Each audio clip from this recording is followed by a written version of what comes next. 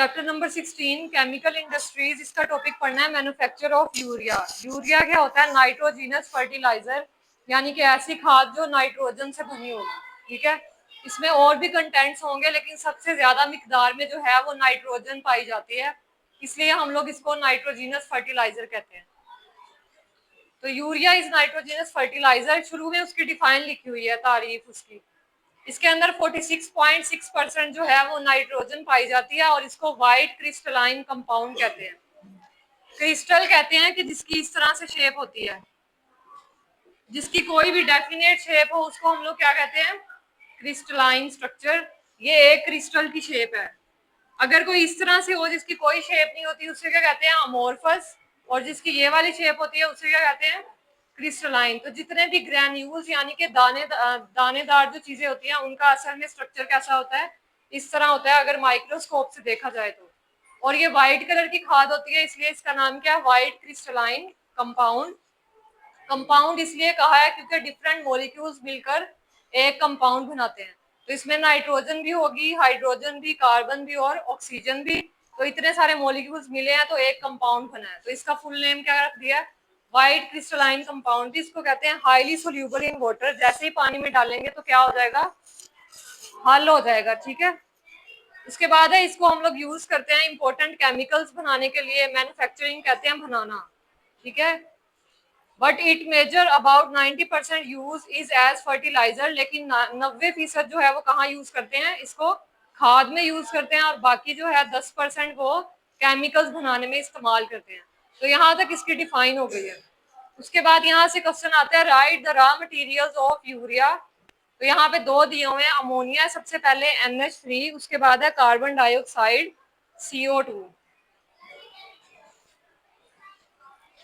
सबसे पहले NH3 की बात करें तो NH3 को हम लोग किस तरह से बनाते हैं? ये वो रॉ मटेरियल्स हैं, तो दोनों मिलकर क्या बनाएंगे? यूरिया यानी खाद। तो कौन कौन से हैं? अमोनिया NH3 और कार्बन डाइऑक्साइड CO2। तो अमोनिया जो है NH3 उसको हम लोग बनाएंगे हैबर प्रोसेस से। हैबर प्रोसेस की डिफाइन है यहाँ से, डिफाइन हैबर प्रोसेस लिख लो आप लोग। 1 volume of nitrogen from air. एक वॉल्यूम जो है वो नाइट्रोजन का हम कहाँ से लेंगे? हवा से। एंड 3 वॉल्यूम ऑफ हाइड्रोजन कहाँ से लेंगे? मीथेन से। और स्ट्रीम ऑफ हीट निकल कैटलिस्ट। स्ट्रीम ऑफ हीट निकल कैटलिस्ट का मतलब है कि हमारे पास एक निकल होता है पीरियोडिक टेबल में एलिमेंट, जिसकी एब्रीविएशन होती है Ni। इसको हम लोग क्या करेंगे? हीट करेंगे। ये क्या है? कैटलिस्ट है। कैटलिस्ट क्या काम करता है? कोई भी रिएक्शन हो उसको तेज कर देता है। तो जैसे ही हम लोग इसको हीट करेंगे,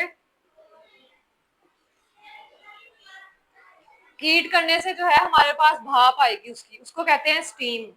ठीक है, जब गर्म करेंगे उसकी स्टीम निकल कैटलिस्ट की। और इसमें क्या है? 1 volume of nitrogen from air. उसको हम लोग पास करवाएंगे आयरन कैटलिस्ट से। आयरन का फार्मूला होता है Fe। आयरन भी क्या है? एक कैटलिस्ट है जो रिएक्शन को क्या करता है? तेज कर देता है। टेम्परेचर क्या रखना है? 450 डिग्री सेल्सियस टू 50 होता है, 500 होता है। यहाँ पे सिर्फ 450 बताया हुआ है। 450 डिग्री सेल्सियस में क्या करना है? टेम्परेचर देना है। और उसका प्रेशर कितना है? 200 एटमोस्फेरिक प्रेशर। ATM का मतलब होता है एटमोस्फेरिक।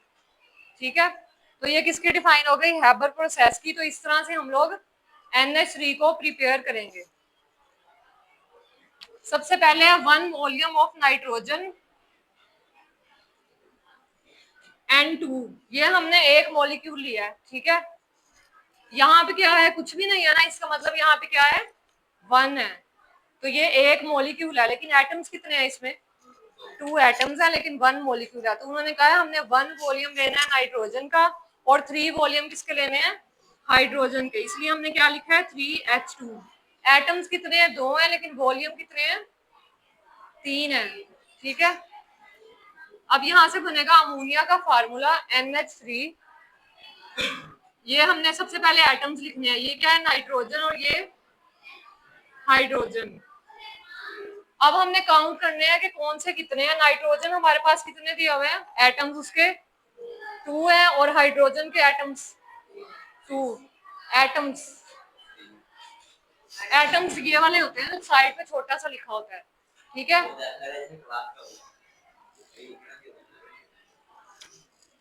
हाइड्रोजन के कितने एटम्स हैं? 2, और नाइट्रोजन के भी 2। तो सबसे पहले हम लोग एटम्स को मेंशन करेंगे, 2 लिख दिया।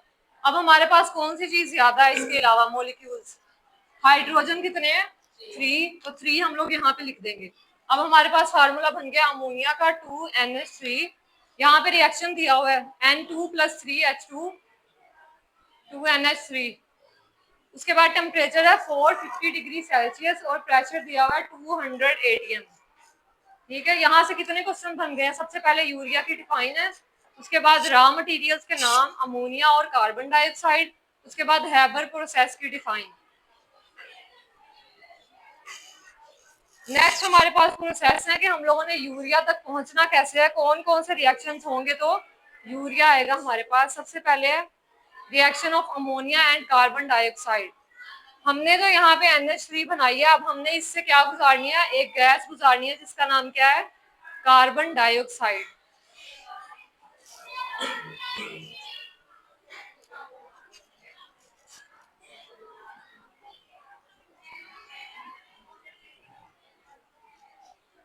सबसे पहला प्रोसेस था, हमने क्या बनाया है? अमोनिया बनाया N2 + 3H2। तो क्या बना है हमारे पास? 2NH3।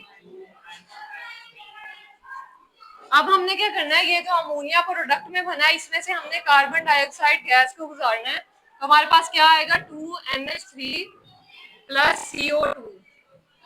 कौन कौन से एटम्स है अब हमारे पास?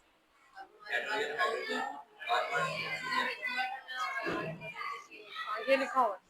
तो हम लोगों ने क्या करना है? अमोनियम कार्बोनेट बनाना है। इसका फार्मूला आप लोगों को याद होना चाहिए।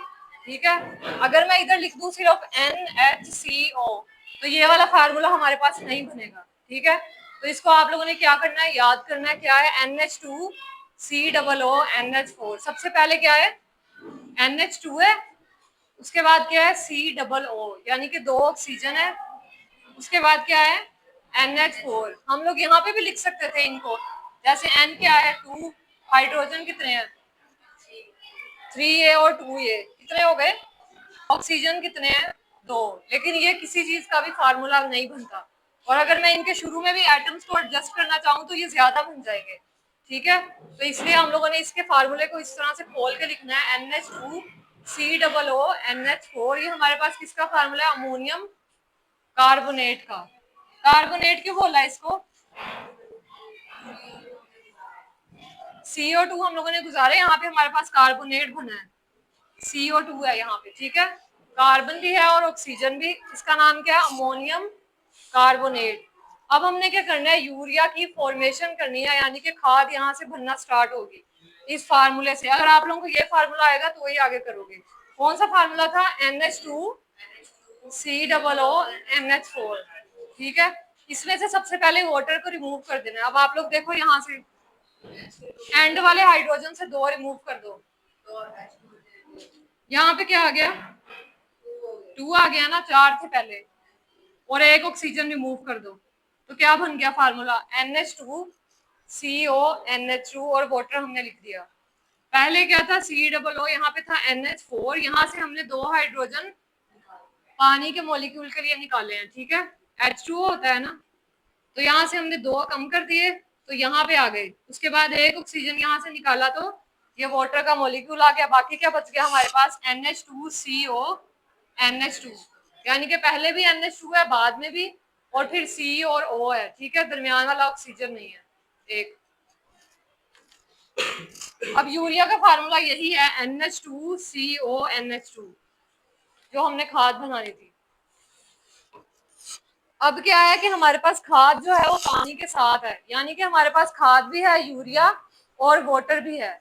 अब इसको अलग करना है हम लोगों ने, यानी कि वो दानेदार शक्ल में आ जाए, जो हम लोग स्प्रेज में या फिर वैसे ही जो डालते हैं ना खाद, ठीक है, वो ग्रेन्यूल्स की शक्ल में होती है, दानेदार। तो उस तरह से हमने इसको बनाना है। तो हम लोग क्या करेंगे? सबसे पहले लिक्विड यूरिया को हीट अप करेंगे। यूरिया का फार्मूला क्या है? NH2CONH2। जैसे ही हम लोग इसको हीट करेंगे ना, किसी भी वहां पे टावर्स होते हैं बहुत बड़े, पिछले वाले टॉपिक में भी कार्बोनेटिंग टावर था ना। हाँ, मैं यहाँ पे बीकर से आप लोगों को बताती हूँ। वैसे क्या होते हैं असल में, टावर्स होते हैं इंडस्ट्रीज में, इसको टावर समझ लो, ठीक है। तो यहाँ पे क्या करना है, इसको हम लोगों ने अंदर डालना है और इसको हीट अप करना है, साइड से कोई टेम्परेचर करेंगे इंक्रीज। तो इधर क्या होगा, अवेपोरेशन होगी। अवेपोरेशन कैसे होती है, पानी के बुखारात जो है वो हवा में चले जाते हैं और बाकी जो नीचे बच जाएगा वो क्या होगा, यूरिया होगा, दानेदार, ठीक है। फिर हाँ, खुद ही ग्रेन्यूल्स बन जाएंगे। अब उनको सुखाना है, ठीक है। सेम ऐसे ही शुगर भी बनती है। अगर आप लोग किसी इंडस्ट्री में गए हो, यहाँ पे है एक एशिया शुगर मिल, नहीं गए हुए? हाँ, बाद में। तो पहले शुगर भी क्या होती है, गीली होती दाने की शक्ल में ही है, दानेदार, लेकिन उसको सुखाया जाता है, ठीक है। तो यहाँ पे भी क्या है, सेम ऐसे ही है, यूरिया को सुखाएंगे और वो सूखे हुए जो है उसको फिर बाद में थैलों वगैरह में डालेंगे और वो बाजार में ले जाएंगे। अब आप लोग एंड वाला पैराग्राफ देखो, at this stage liquid urea is evaporated, granulation of urea वाला बता रही हूँ। At this stage, liquid urea is evaporated to form granules, दानेदार। When liquid urea is sprayed from top of the tower under pressure and hot current of air is introduced from the base, liquid urea कहाँ से डालेंगे, ऊपर से डालेंगे और current दे रहे हैं वो लोग हॉट एयर का, टेम्परेचर भी इंक्रीज कर सकते हैं और करंट भी दे सकते हैं, हॉट एयर यानी कि गर्म हवा का, जिससे क्या हो जाएंगे, वो सूख जाएंगे। Is introduce from the base, वो हमने कहाँ से देते हैं, हमेशा नीचे से। It evaporates to form granules, वो क्या होंगे, भाप की शक्ल में, पानी के बुखारात जो है वो हवा में चले जाएंगे और क्या बन जाएंगे, ग्रेन्यूल्स। उसके बाद है this is store to be market, और फिर उसको मार्केट में जो है वो बेचा जाएगा, ठीक है। उसके बाद फ्लो शीट डायग्राम बनी हुई है यूरिया की, ये हम कल कर लेंगे।